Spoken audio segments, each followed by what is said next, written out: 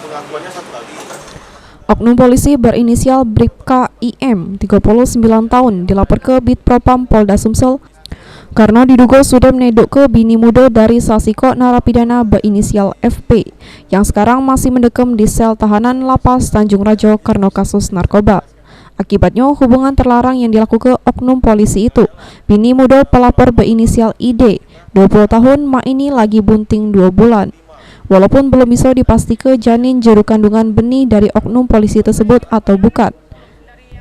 Berawal dari gadai sertifikat tanah yang tak bisa ditebus oleh bini oknum polisi tersebut, sehingga bini terlapor ngenjuk nomor HP ke ID.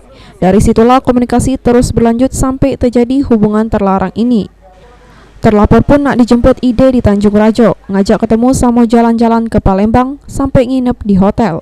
ID sempat nolak, tapi diancam mindah ke lakinya ke Lapas Nusa Kambangan.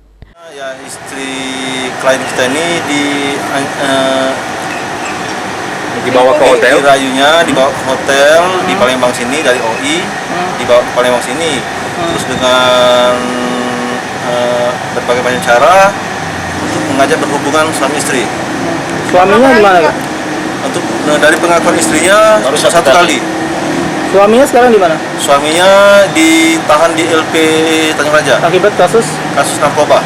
Jadi maaf Pak, penegasan bahwa jadi oknum polisi yang kita laporkan yang bertugas di Polres Lahat itu diduga sudah selingkuh dengan istri dari tahanan. Iya. Tahanan di mana tadi? Tahanan di LP Tanjung Raja. Tanjung Raja. Iya. Untuk ketahuan kasus ini Pak, dari mana? Dari pengakuan istri dan teman-teman istrinya yang diajak oleh terlapor ini. sebelum akhirnya menempuh ini mungkin ada sempat mediasi dengan terlapor. Mulyadi, PAL TV.